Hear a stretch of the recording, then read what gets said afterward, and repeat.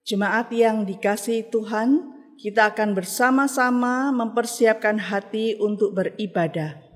Dengarkanlah firman Tuhan.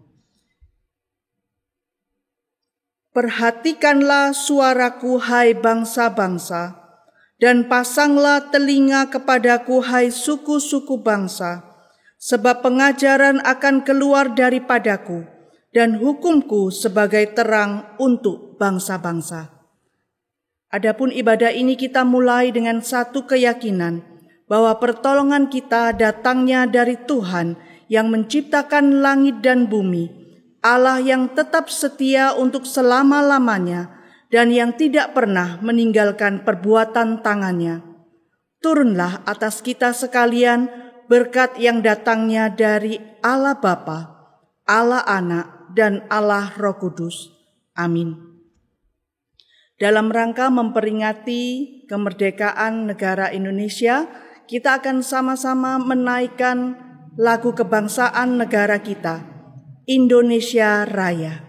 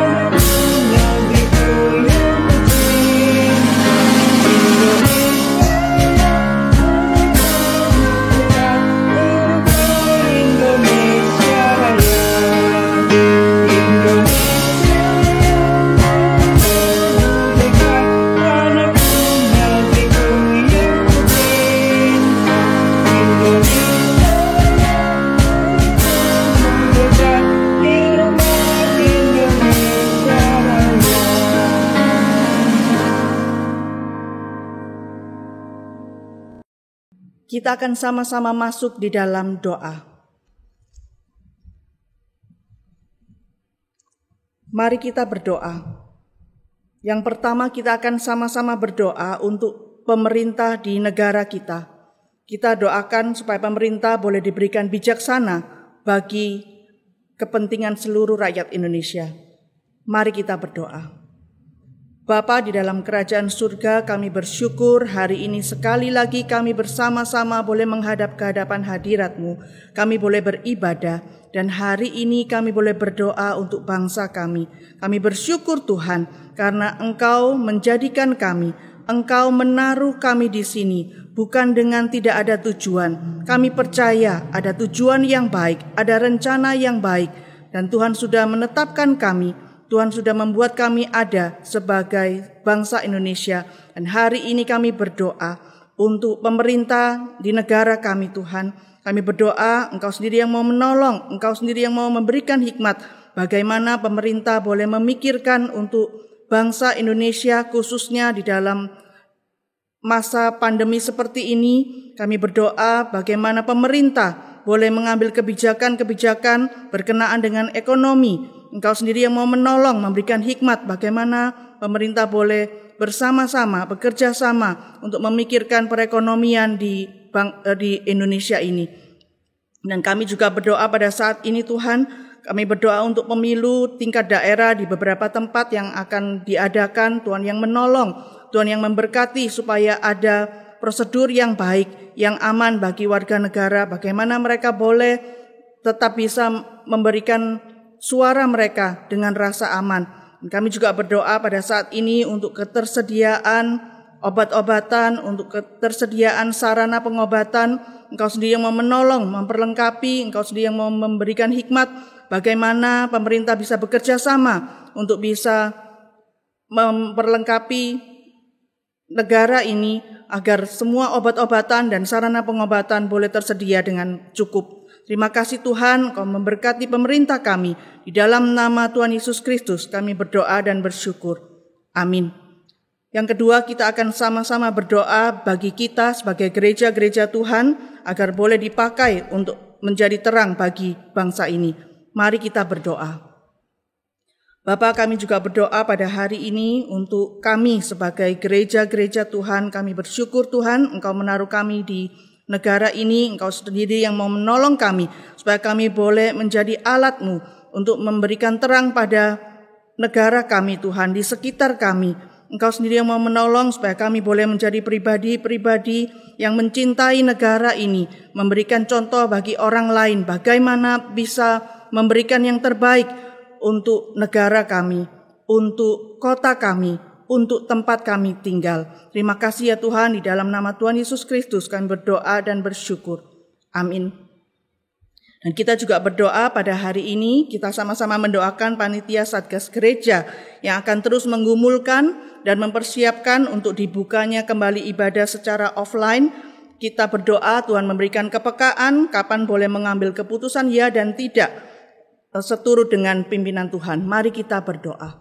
Bapa, kami berdoa bersyukur untuk dibentuknya Satgas yang ada di gereja kami, Tuhan yang menolong untuk setiap orang yang sudah Tuhan tunjuk. Tuhan memberikan hikmat bagaimana boleh mengatur, menggumulkan, mempersiapkan segala yang akan dipakai untuk persiapan ibadah secara offline. Tuhan yang menolong supaya sungguh Tuhan setiap orang diberikan hikmat dan kepekaan bagaimana bisa mengambil keputusan dengan tepat untuk ya dan tidaknya diadakan sesuatu. Engkau sendiri yang mau menolong Tuhan supaya keputusan-keputusan ini adalah sesuai dengan pimpinan Tuhan. Terima kasih Tuhan, dan kami berdoa pada hari ini juga untuk jemaat Tuhan yang ada di gereja ini, mereka yang sedang sakit Tuhan, Engkau sendiri yang mau menolong, memberikan kekuatan, Engkau sendiri yang boleh memberikan penghiburan ya Tuhan. Biarlah sungguh Tuhan, setiap kali mereka boleh memikirkan betapa baiknya Engkau pada saat mereka sakit, Tuhan sendiri yang mau menilik mereka, melawat mereka, menghibur mereka. Terima kasih Tuhan, dan biarlah sesuai dengan kehendak-Mu, biarlah Engkau boleh memberikan kesembuhan kepada mereka. Di dalam nama Tuhan Yesus Kristus kami menyerahkan kebaktian hari ini. Amin. Jemaat Tuhan, kita akan sama-sama menaikkan pengakuan iman kita. Kita akan sama-sama mengaku demikian. Pengakuan iman rasuli. Aku percaya kepada Allah, Bapa yang Maha Kuasa, Khalik langit dan bumi, dan kepada Yesus Kristus, Anak-Nya yang tunggal Tuhan kita, yang dikandung dari Roh Kudus, lahir dari anak darah Maria, yang menderita sengsara di bawah pemerintahan Pontius Pilatus, disalibkan, mati dan dikuburkan, turun ke dalam kerajaan maut. Pada hari yang ketiga, bangkit pula dari antara orang mati, naik ke sorga, duduk di sebelah kanan Allah, Bapa yang Maha Kuasa, dan dari sana ia akan datang untuk menghakimi orang yang hidup dan yang mati. Aku percaya kepada Roh Kudus, gereja yang kudus dan am, persekutuan orang kudus, pengampunan dosa, kebangkitan tubuh, dan hidup yang kekal. Amin. Hari ini kita akan sama-sama memuji nama Tuhan. Kita akan menyanyi lagu dari KPPK nomor 4. KPPK nomor 4. Yang cinta pada Tuhan, datanglah. KPPK nomor 4, yang cinta pada Tuhan, datanglah.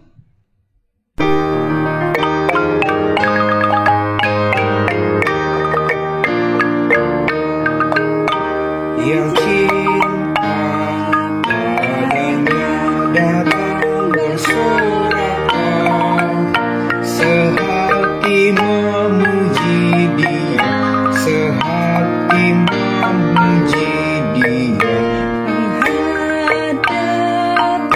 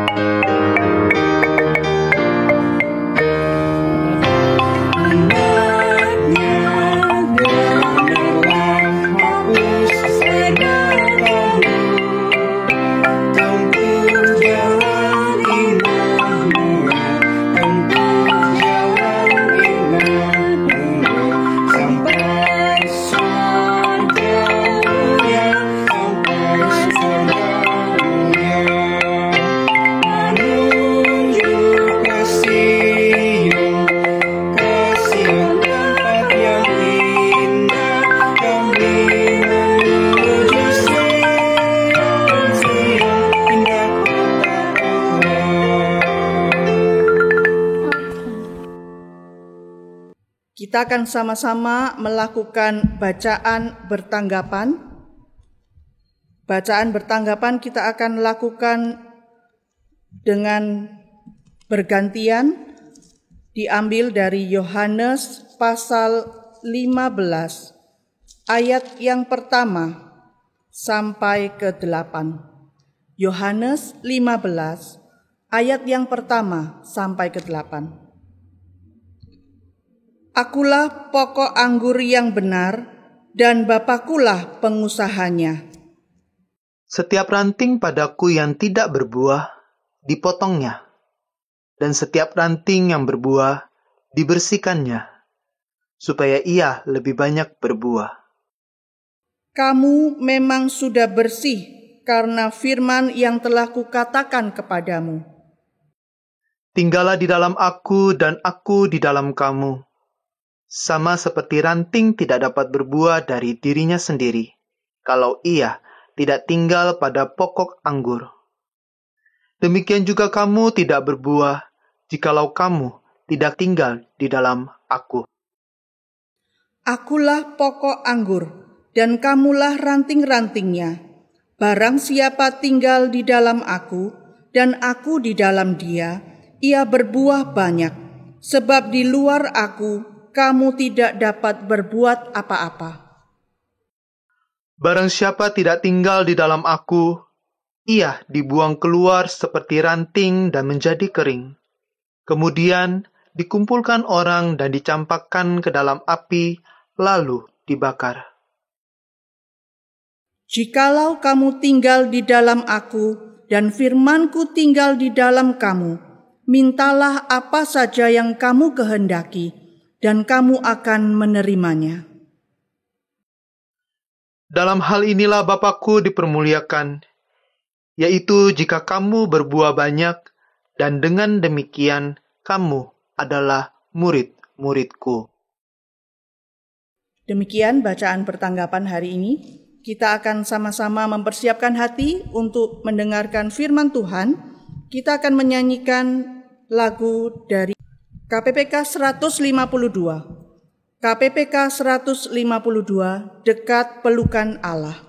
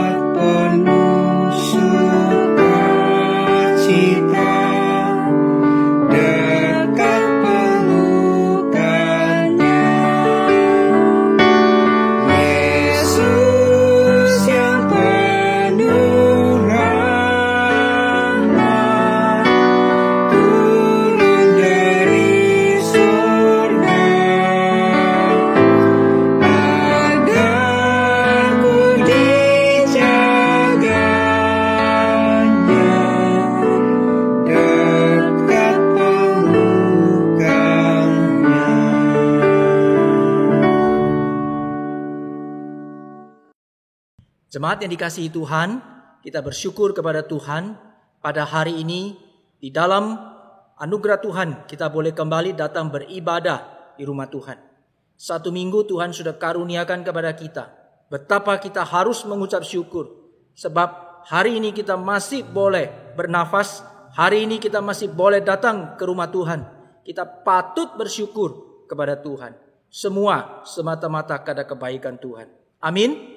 Mari kita mengajak saudara-saudara kita di rumah atau keluarga kita di rumah. Kita katakan kepada mereka, Tuhan memberkati engkau. Mari kita katakan. 1, 2, 3. Puji Tuhan. Mari sebelum kita bersama-sama kita merenungkan kebenaran firman Tuhan, kita tundukkan kepala, kita berdoa. Bapa di dalam surga, kami mengucap syukur Tuhan. Hidup kami hari ini semuanya ada di dalam belas kasihan Tuhan. Terima kasih Tuhan, jikalau pada hari ini kami kembali datang di hadapan Tuhan. Kami mau bersama-sama boleh menyembah Engkau, beribadah kepada Engkau, boleh menyatakan di hadapan Engkau, kami sungguh-sungguh membutuhkan belas kasihan Tuhan. Terima kasih Tuhan, biarlah pada saat ini firman Tuhan boleh menghibur kami, menguatkan kami, memandu kami menjadi orang-orang percaya yang boleh terus mempunyai pengharapan yang indah di dalam Tuhan. Tolong hamba-Mu Tuhan yang menyampaikan firman-Mu. Tuhan urapi dia, Tuhan pakai dia boleh menjadi berkat bagi umat yang Kau kasihi. Dengarkanlah doa kami Tuhan. Di dalam nama Tuhan Yesus, Tuhan dan Juru Selamat kami yang hidup, kami berdoa. Amin. Saudara-saudaraku yang terkasih di dalam Tuhan, hari ini saya mau mengucapkan kepada saudara-saudara sekalian, bagaimana kita boleh bersama-sama menikmati ibadah pada hari ini. Selamat hari Minggu buat kita semua. Juga pada kesempatan ini saya mau mengucapkan kepada kita semua sebagai warga negara Indonesia, kita boleh bersama-sama merayakan hari kemerdekaan yang Tuhan karuniakan kepada kita semua. Bagaimana hidup kita sebagai warga negara di tengah-tengah bumi pertiwi Indonesia ini?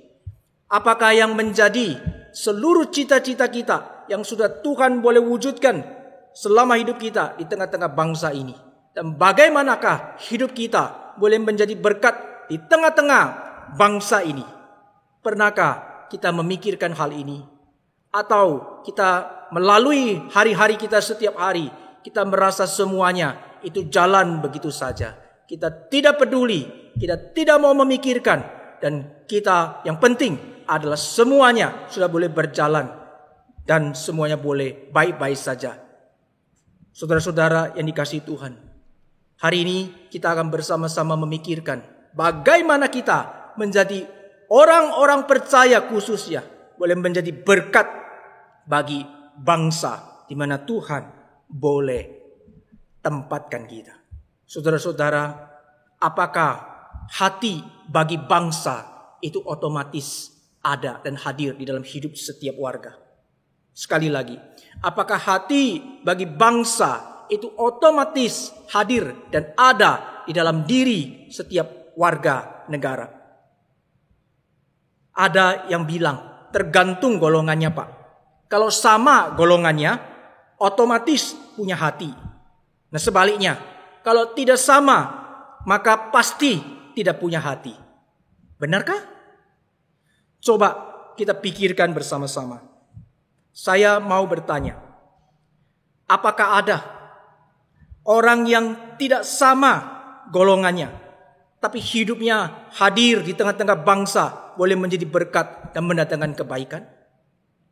Atau ada tidak orang yang sesama golongannya, tapi kehadirannya itu dia menghadirkan atau berbuat jahat terhadap golongannya sendiri? Saya teringat kisah di zaman Musa. Pada saat itu bangsa Israel mengalami perbudakan 400 tahun di negeri Mesir. Lalu mereka menjerit kepada Tuhan. Tuhan mendengar doa mereka. Maka Tuhan mengutus Musa. Tuhan utus Musa untuk membebaskan bangsa Israel dari perbudakan di Mesir.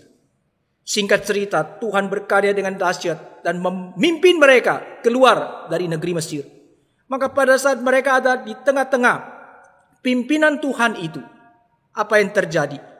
Pada saat itu muncul satu golongan orang dan mereka itu kemudian memberontak kepada Musa. Dan mereka berkata apa? Mereka berkata, lebih baik kami itu di Mesir daripada kami dipimpin, dibebaskan, ikut Musa di tengah-tengah padang gurun. Demi apa? Hanya demi mereka bilang di Mesir masih lebih enak karena kami masih bisa makan daging. Saudara-saudara yang dikasihi Tuhan, mereka yang memberontak ini siapa? Apakah mereka adalah orang yang berbeda bangsanya? Tidak. Mereka adalah orang Israel. Sama. Tetapi mereka dicatat bahwa meskipun mereka sesama bangsa Israel, tapi mereka tidak punya hati bagi bangsanya. Mereka lebih baik katanya diperbudak di Mesir. Hanya demi apa?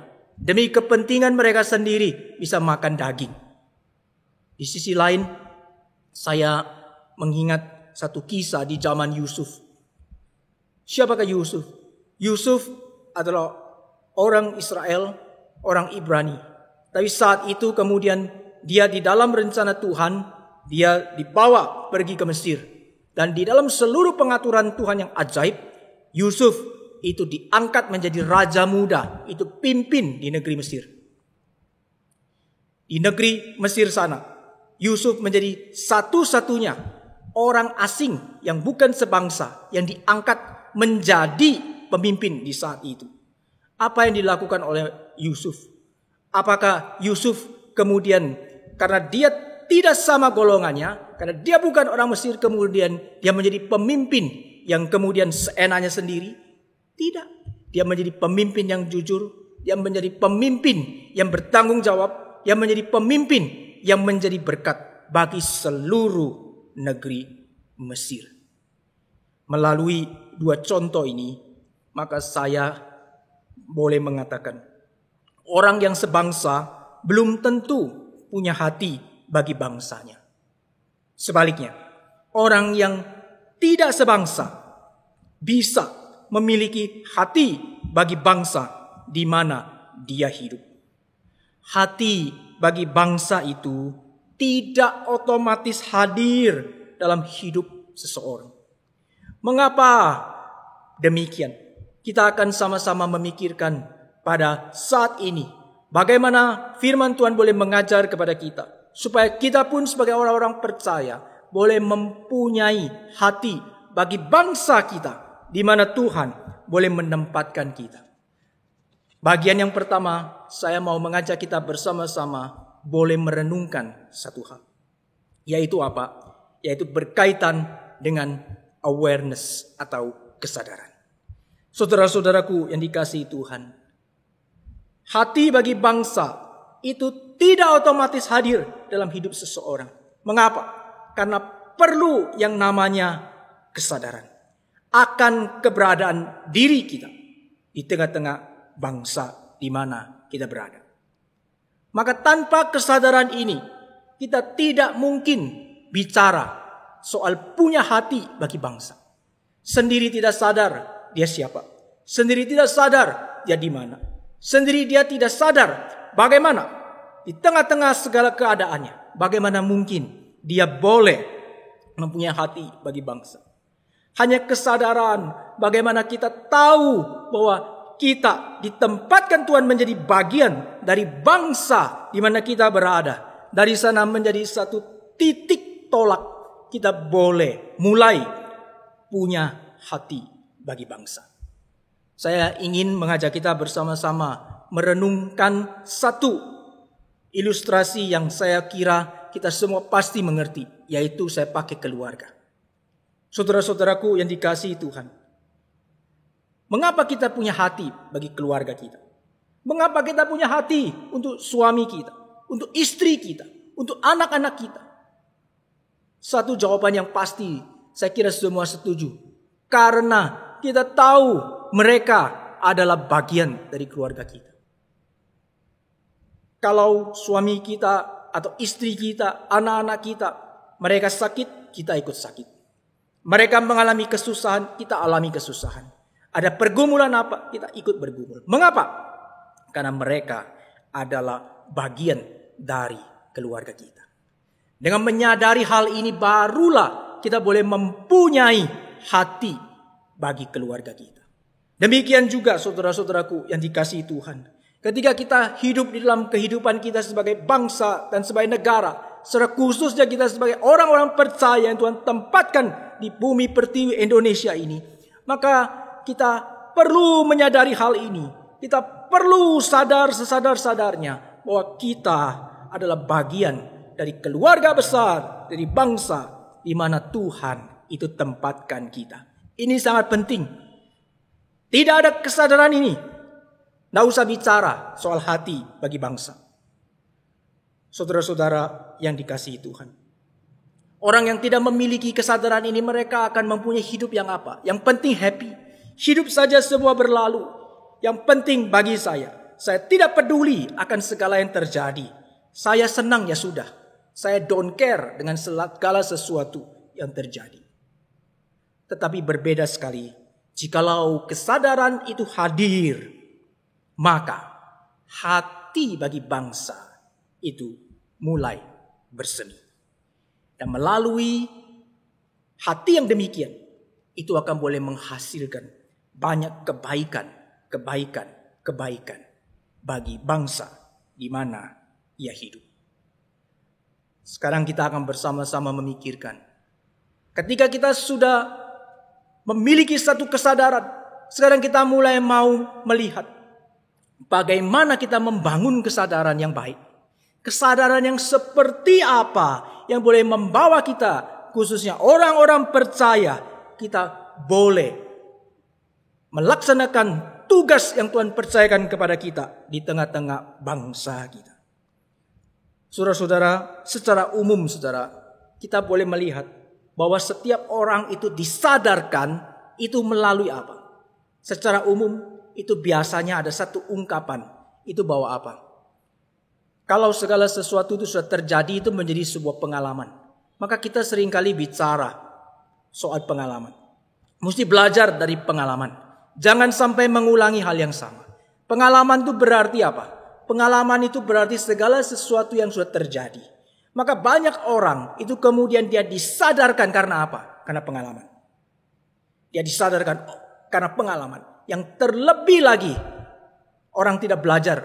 Yang terlebih cilaka orang tidak belajar dari pengalaman. Sehingga dia mengulangi kesalahan yang sama. Nah, seluruh kesadaran demikian itu dibangun, disadarkan dengan apa? Dengan melihat apa yang telah terjadi. Sekali lagi, kesadaran itu dibangun dengan apa? Dengan melihat apa yang sudah terjadi. Nah, ada sebuah film yang diangkat di layar lebar yang cukup terkenal, yaitu film apa? Lion King. Nah, di dalam film Lion King ini ada satu kalimat yang diucapkan kepada sang pewaris tahta yang saat itu dia tidak sadar siapa dirinya.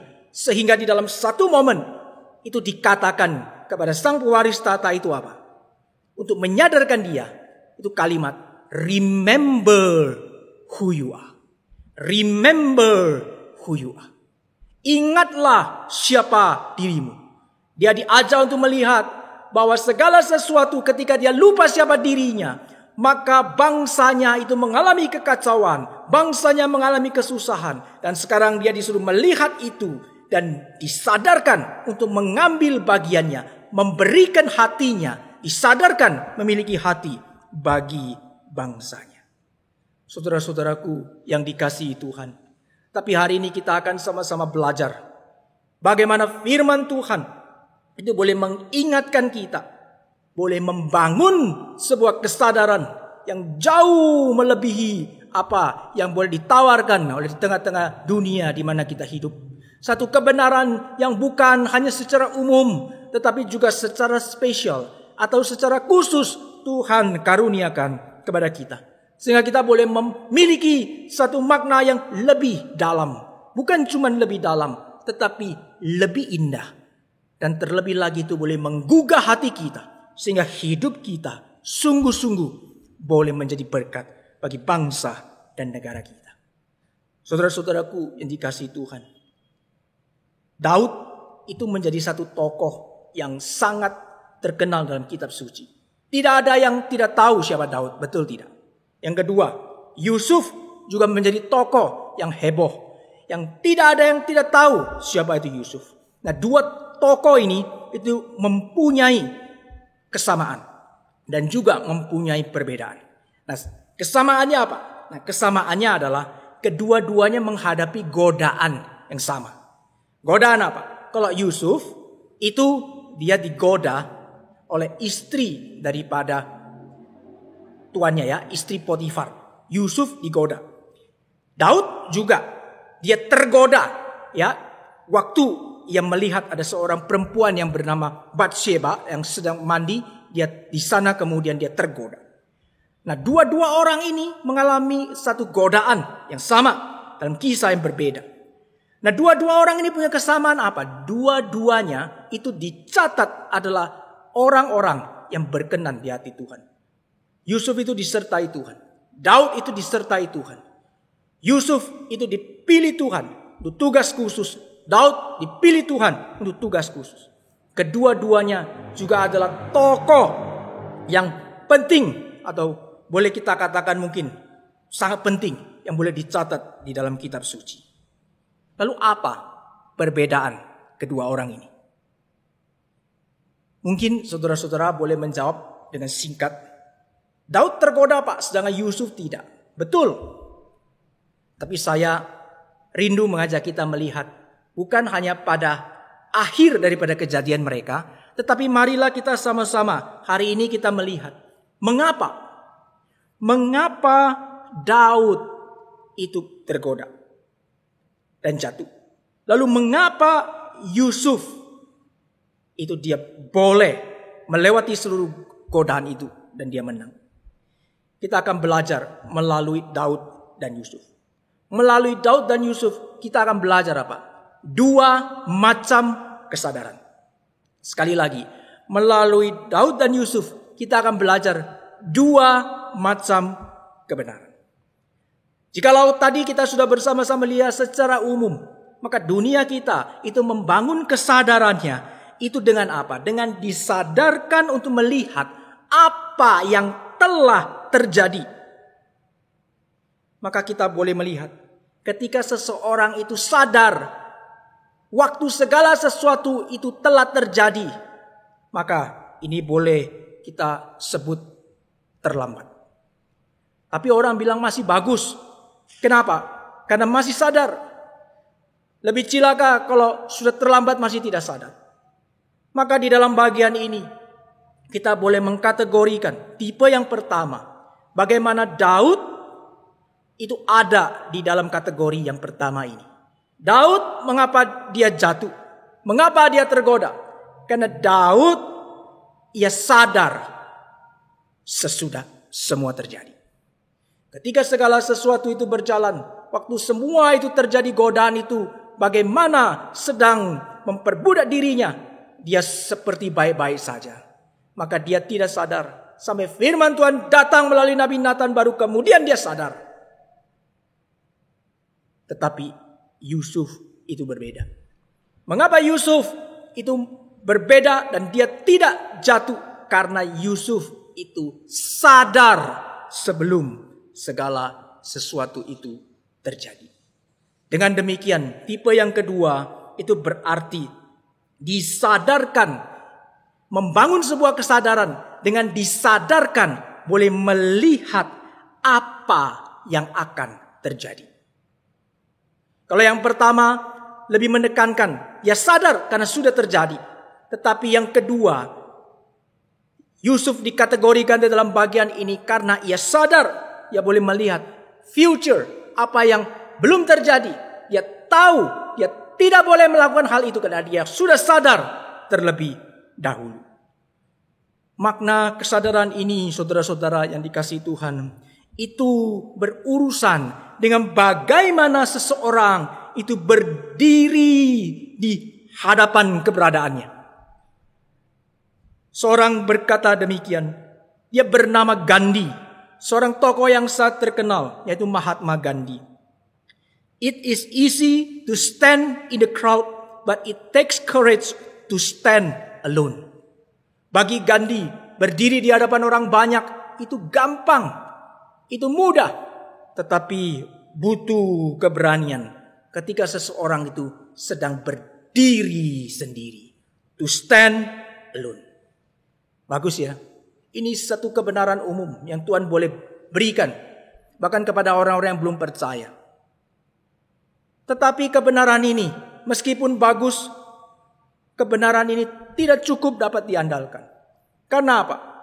Karena kebenaran ini itu dia membawa setiap orang akhirnya membawa diri berdiri sendiri, to stand alone di dalam apa? Keberadaannya sendiri. Tidak cukup kuat karena kita manusia sebagai patokan kebenaran itu tidak mungkin. Manusia sudah jatuh di dalam dosa. Maka kita tidak bisa boleh mengandalkan diri kita sendiri. Meskipun ketika kita berdiam diri, ketika kita mengevaluasi diri kita, ketika kita berusaha jujur terhadap diri kita sendiri, itu adalah suatu kebaikan. Tapi tidak cukup dapat diandalkan. Karena pada akhirnya akan memimpin kita pada tipe yang pertama. Bagaimana kita boleh sadar, tetapi sadar ketika segala sesuatu itu sudah terjadi. Saudara-saudaraku yang dikasihi Tuhan, makna kesadaran ini sangat penting. Karena waktu kita boleh membangun dengan tepat, terlebih lagi kita sebagai orang-orang yang percaya, maka kita boleh melakukan dengan tepat dan boleh menghasilkan dengan benar hati bagi bangsa yang sungguh-sungguh boleh memuliakan nama Tuhan. Mari kita mengeksplor daripada naratif Yusuf yang ditulis di dalam Kejadian 39 ayat yang ke-10. Ada satu frase yang saya tertarik untuk kita sama-sama pikirkan. Di sana tercatat satu frase, yaitu frase apa? Frase hari ke hari Yusuf itu digoda oleh istri daripada tuannya. Perhatikan frase hari ke hari. Ini pada saat yang bersamaan itu memberikan dua makna. Yang pertama itu adalah makna berulang kali. Yang kedua berarti mempunyai makna terus menerus. Jikalau berulang kali itu menunjukkan frekuensi, maka terus menerus menunjukkan konsistensi. Saudara-saudaraku yang dikasihi Tuhan, saudara, ini godaan yang dahsyat saudara yang dialami oleh Yusuf.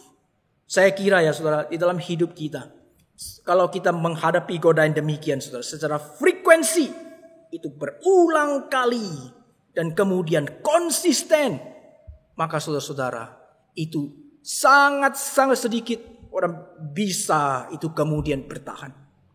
Tapi perbandingan ini, waktu kita bandingkan dengan apa yang menimpa Daud, itu kita lihat bagaimana Daud, dia waktu melihat, itu dikatakan, itu melihat hanya sekali. Ada satu perbedaannya, kalau satu berulang kali, maka Daud itu sekali.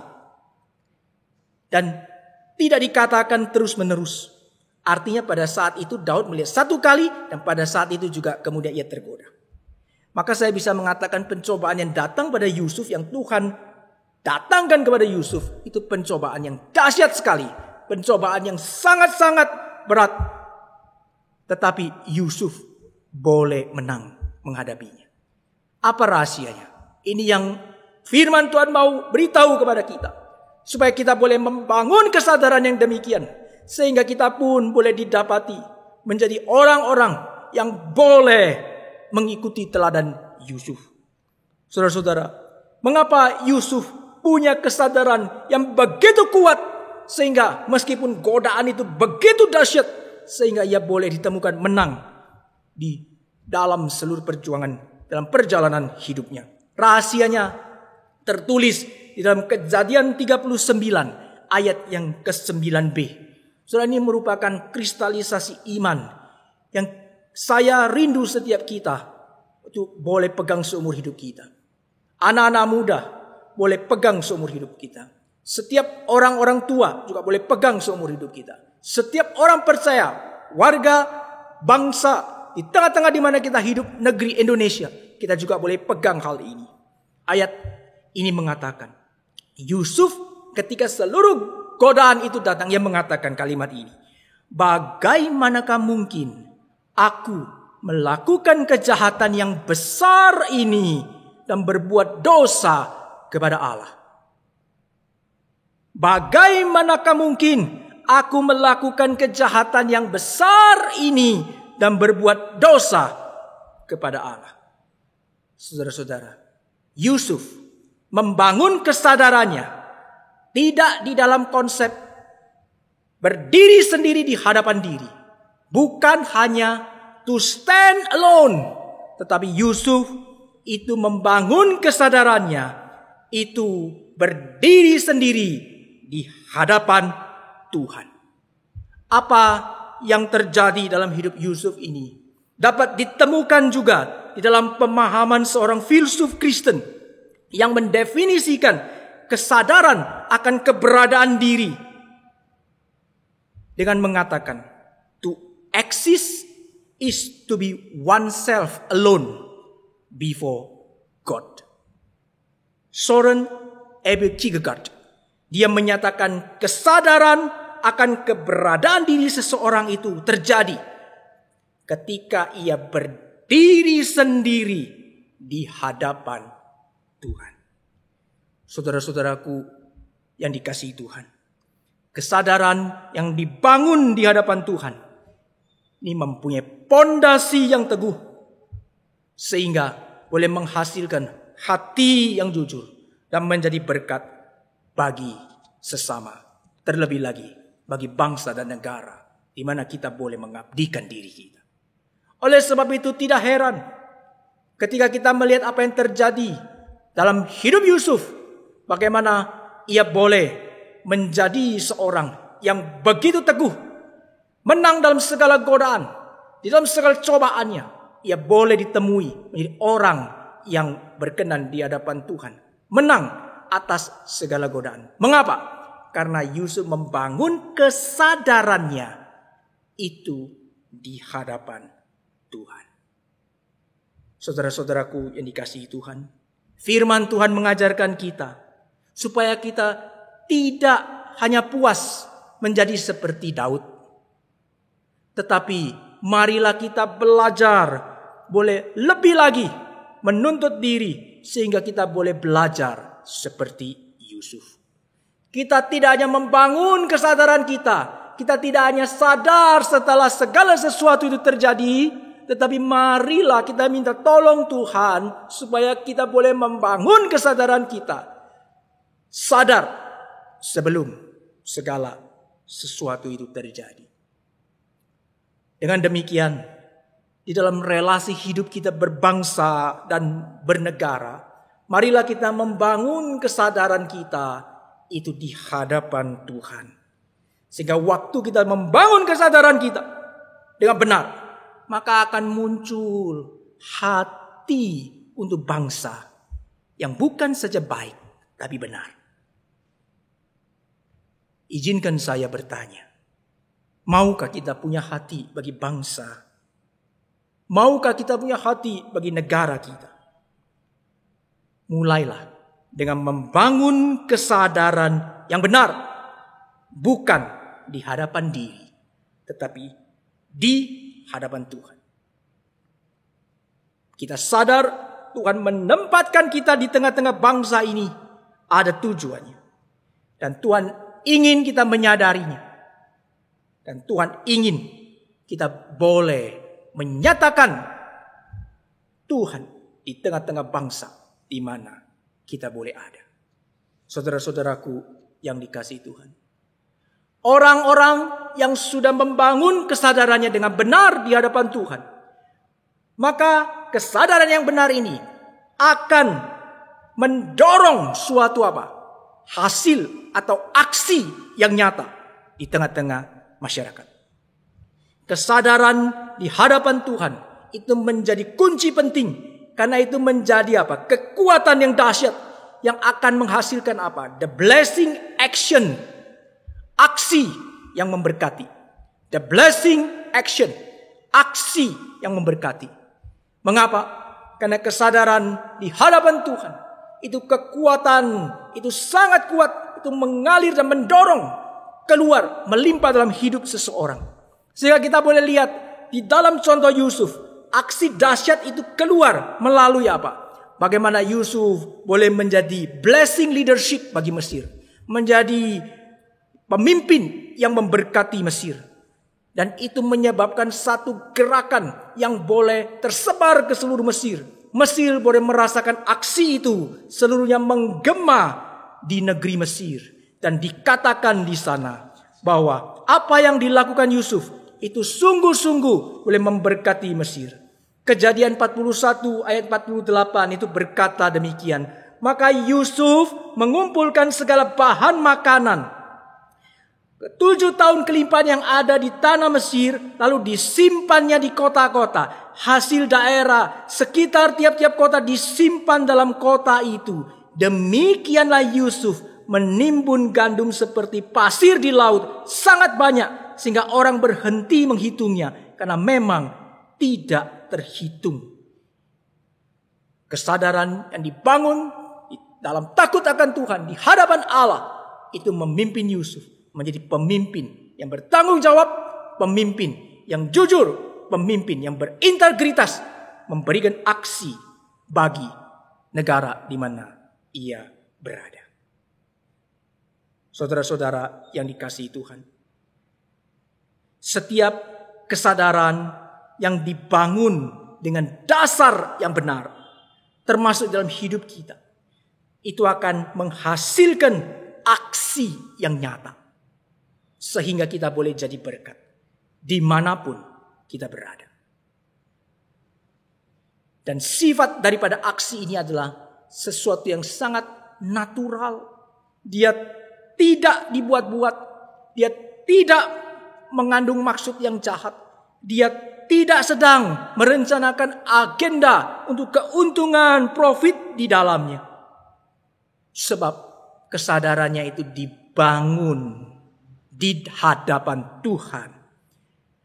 Dan waktu aksi itu dilakukan, ini merupakan karya Allah dan boleh dikatakan sebagai aksi yang Allah lakukan melalui umatnya. Saudara-saudara yang dikasihi Tuhan, sebagai orang-orang percaya, sebagai orang-orang Kristen yang sejati, marilah kita boleh menyatakan the act of God, aksi yang Tuhan boleh nyatakan melalui hidup kita. Mengapa? Karena setiap orang percaya Tuhan karuniakan Roh Kudus. Roh Kudus ada di dalam hati kita, dan setiap orang percaya, saya percaya, boleh mengerti makna apa? To stand alone before God. Kenapa? Karena ada Roh Kudus yang pimpin kita. Ia akan memimpin kita, menyadarkan kita, sehingga kita boleh itu dipimpin ke dalam seluruh kebenaran. Sehingga waktu kita berdiri di hadapan Tuhan, ada satu istilah Latin yang disebut coram Deo, yang secara literal itu artinya apa? Di hadapan Tuhan, coram Deo.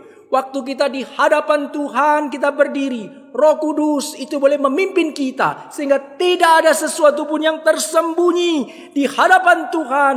Kita tidak ada yang tersembunyi. Kita mengenal diri kita siapa. Dan pada saat yang sama kita gentar karena kita tahu Tuhan itu siapa. Di dalam keadaan yang demikian, orang percaya, orang Kristen yang sejati, ketika ia boleh coram Deo, ia di hadapan Tuhan, ia berdiri sendiri di hadapan Tuhan, maka hidupnya itu tidak mungkin kemudian diam. Hidupnya tidak mungkin tidak peduli. Hidupnya tidak mungkin dia tega. Tetapi ia akan didorong dengan kekuatan yang besar. Ia akan menghasilkan buah. Dan buah itu boleh manis dan dirasakan oleh banyak orang. Orang-orang yang stand alone before God, itu adalah mereka orang-orang yang sadar apa yang dicatat di dalam Yohanes 15 ayat yang kelima. Bagaimana mereka melihat pentingnya stand alone before God itu adalah tinggal di dalam Kristus. Saudara-saudaraku, sebab hanya di dalam Kristus kita boleh tahan berdiri di hadapan Allah. Siapakah kita sehingga kita bisa berdiri di hadapan Allah? Siapakah kita sehingga kita bisa stand alone before God? Tidak mungkin. Dan itu hanya mungkin terjadi di dalam Kristus Yesus. Karena Kristus Yesus menjadi satu-satunya mediator yang sejati, yang membawa rekonsiliasi antara Allah dan manusia, sehingga stand alone before God itu mungkin terjadi. Saudara-saudaraku yang dikasihi Tuhan, kesadaran coram Deo itu akan menghasilkan hidup yang dinamik di dalam Kristus, sehingga memiliki impact atau pengaruh dan power seperti dinamit yang akan meledak, menghasilkan apa? Aksi yang menjadi berkat bagi banyak orang. Terlebih lagi di tengah-tengah bangsa di mana kita berada. Menghasilkan buah ini menjadi sebuah aksi yang kehadirannya menguatkan, menginspirasi, membawa dampak yang baik, menyatakan kebenaran dan membawa terang. Orang-orang yang demikian itu disebut pengikut Kristus yang sejati. Karena ia menghasilkan aksi yang nyata. Di dalamnya hati bagi bangsanya itu boleh dinyatakan karena dibangun di dalam hadirat Allah yang kudus adanya. Seorang pastor Puritan yang bernama Matthew Henry, itu dia menjelaskan makna menghasilkan buah sebagai berikut. We must honor God and do good. This is bearing fruit. Saudara, artinya begini. Bagi Matthew Henry, menghasilkan buah itu berkaitan dengan apa? Dengan menjunjung tinggi Tuhan dan melakukan kebaikan. Ini adalah kesadaran coram Deo, saudara-saudara. Karena orang yang ada di hadapan Tuhan, ia akan gentar. Dan di dalam segala hidupnya dia akan mengingat semua yang ia lakukan. Itu berdasarkan bagaimana ia hormat di hadapan Allah. Dan di dalam hormat akan Allah, itu akan memancarkan aksi keluar yang dikatakan do good. Itu sebagai aksi yang nyata. Bagian yang terakhir, berkaitan dengan pembahasan ini, saya mau melihat di luar aku, kamu tidak dapat berbuat apa-apa, kata Tuhan Yesus Kristus. Saudara, kalimat ini di dalam bahasa aslinya, kata tidak dapat berbuat apa-apa, itu mempunyai makna apa? Efek nothing. Efek nothing, artinya tidak punya efek sama sekali, tidak punya dampak sama sekali. Saudara-saudara yang dikasihi Tuhan, orang-orang yang tinggal di dalam Kristus, orang-orang yang coram Deo, orang-orang yang berada di hadapan Allah, mereka adalah orang-orang yang Alkitab katakan, yang Tuhan Yesus nyatakan, dia akan berdampak. Tapi di luar Kristus, dia tidak mungkin berdampak. Dan puji Tuhannya, ayat ini bukan hanya untuk para rasul. Ayat ini juga bukan untuk hanya para pendeta. Tetapi ayat ini itu adalah untuk setiap orang percaya. Karena ayat ini dinyatakan di dalam satu gambaran Kristus Yesus sebagai pokok anggur yang benar. Dan semua orang yang percaya itu adalah ranting-rantingnya, termasuk engkau dan saya. Sehingga setiap orang yang tinggal di dalam Tuhan, berarti setiap kita yang percaya kepada Kristus Tuhan, Tuhan ingin kita membangun kesadaran di dalam Dia, sehingga melalui kebenaran, kesadaran tersebut, maka kita akan boleh menghasilkan satu aksi nyata yang memberi dampak yang dahsyat, di mana Tuhan boleh tempatkan kita boleh berada di tengah-tengah bangsa kita. Saudara-saudara yang dikasihi Tuhan, Dengan demikian, hati bagi bangsa itu dimulai dengan membangun passion atau hasrat di hadapan Tuhan. Dan itu akan memimpin kepada apa yang namanya action atau aksi untuk menggenapi rencana Allah, yaitu misi yang telah Allah percayakan di dalam hidup orang percaya. Pertanyaannya bagi kita sekalian, maukah kita dipakai Tuhan? Sudahkah kita minta tolong kepada Tuhan, kita berdoa kepada Tuhan, supaya Tuhan anugerahkan kesadaran kita di dalam His passion? Relakah kita dipakai Tuhan untuk boleh menghadirkan His action, aksinya melalui hidup kita? Dan rindukah kita boleh terlibat di dalam God great mission bagi kerajaannya? Melalui siapa? Melalui kita semua. Melalui siapa? Melalui keluarga kita. Melalui siapa? Melalui gereja kita. Di mana? Di tengah-tengah bangsa Tuhan boleh tempatkan kita. Di tengah-tengah kota di mana Tuhan boleh hadirkan kita. Sehingga di dalam kesadaran yang demikian, kita boleh kemudian memiliki hati untuk bangsa kita, bumi pertiwi Indonesia, di mana Tuhan boleh dinyatakan, dikenal namanya, dimuliakan, sehingga banyak jiwa-jiwa boleh datang kepadanya. Maukah kita? Maukah engkau? Relakah engkau? Kiranya Tuhan memberkati kita semua. Amin. Mari kita berdoa. Bapa di dalam surga, suara hamba-Mu telah berlalu. Kiranya Roh Tuhan yang boleh berbicara di hati setiap umat yang Kau kasihi. Sehingga di tengah-tengah di mana kami boleh berada, di tengah-tengah bangsa ini, kami boleh ditemukan menjadi umat Tuhan yang boleh memuliakan nama Tuhan. Tuhan pimpin kami, hidup kami, sehingga kami boleh menjadi berkat bagi bangsa dan negara kami. Melalui panggilan kami, melalui hidup kami, melalui segala sesuatu yang boleh kami lakukan. Sekecil apapun itu, kiranya boleh lahir di dalam kesadaran yang dibangun di hadapan hadirat Tuhan. Terima kasih Tuhan, berkatilah gereja-Mu, berkatilah setiap umat-Mu boleh menjadi orang-orang yang memuliakan nama-Mu di bumi pertiwi Indonesia yang Tuhan boleh karuniakan kepada kami. Dengarkan doa kami Tuhan. Di dalam nama Tuhan Yesus kami berdoa. Amin.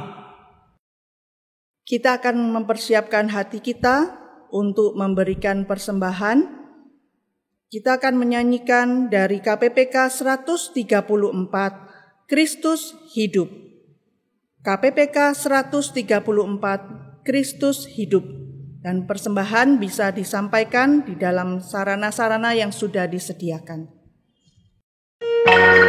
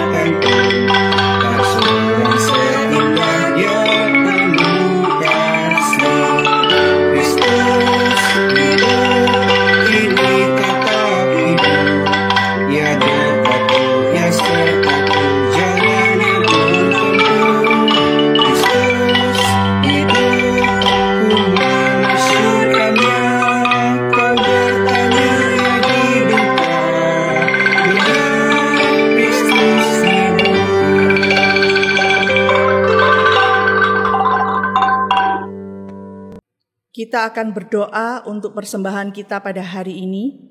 Mari kita sama-sama berdoa. Bapa di dalam kerajaan surga, terima kasih untuk kebaikan Tuhan kepada kami. Kami tahu pada saat kami ada di sini, kami hadir di sini, itu bukan karena kami bisa dan mampu, tetapi karena Engkau sendiri yang boleh membuat kami, Engkau sendiri yang sudah menemukan kami, sehingga kami boleh mencari wajah-Mu. Dan hari ini kami bersyukur Tuhan, kami boleh memberikan persembahan kami. Kami tahu setiap persembahan yang kami berikan bukan karena kami mampu memberikannya, tetapi karena Engkau sendiri yang lebih dulu sudah memberikan kepada kami dengan berlimpah-limpah Tuhan. Dan hari ini kami boleh mengembalikan untuk mengucapkan syukur kepadamu untuk apa yang Tuhan sudah berikan kepada kami. Kami tahu setiap hal yang Tuhan berikan lebih besar daripada persembahan ini. Tapi kiranya Tuhan Engkau sendiri yang mau melayakkan persembahan ini boleh menjadi bagian untuk bisa mendukung pekerjaan-pekerjaan Tuhan di gereja Tuhan di tempat ini. Terima kasih ya Tuhan. Di dalam nama Tuhan Yesus Kristus kami berdoa dan bersyukur. Amin. Demikian ibadah pada hari ini. Kita akan sama-sama mengakhiri ibadah hari ini dengan menyanyikan doksologi, dan kemudian doa berkat akan disampaikan oleh penginjil Ruslili.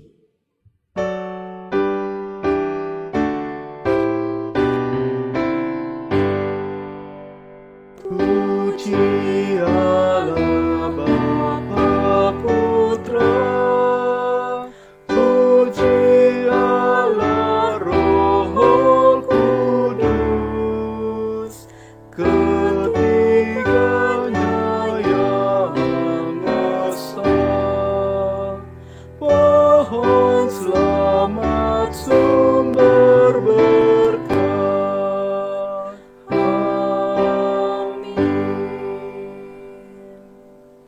Jemaat yang dikasihi Tuhan, mari kita membawa hati kita di hadapan Tuhan dan kita mau menerima berkat Tuhan. Kiranya anugerah daripada Allah Bapa, cinta kasih yang ajaib dari Tuhan kita Yesus Kristus, damai sejahtera, penghiburan dan kekuatan daripada Allah Roh Kudus boleh menyertai hidup kita sekalian, terus menjadi berkat di tengah-tengah bangsa dan negara kita, memuliakan nama Tuhan sampai selama-lamanya. Amin.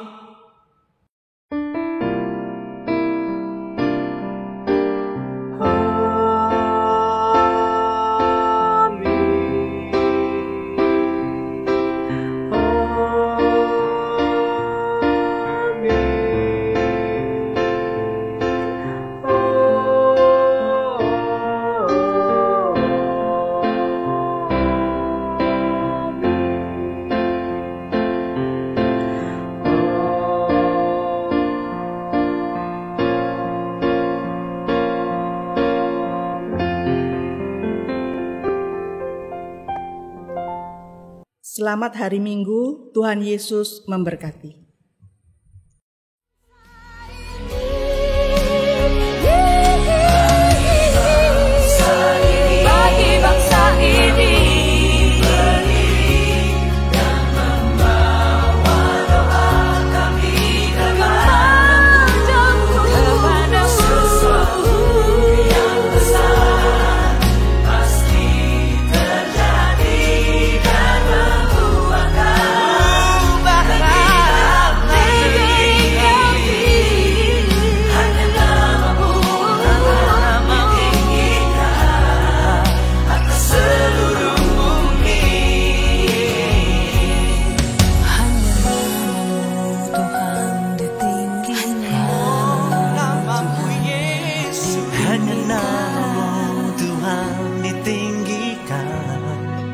Atas seluruh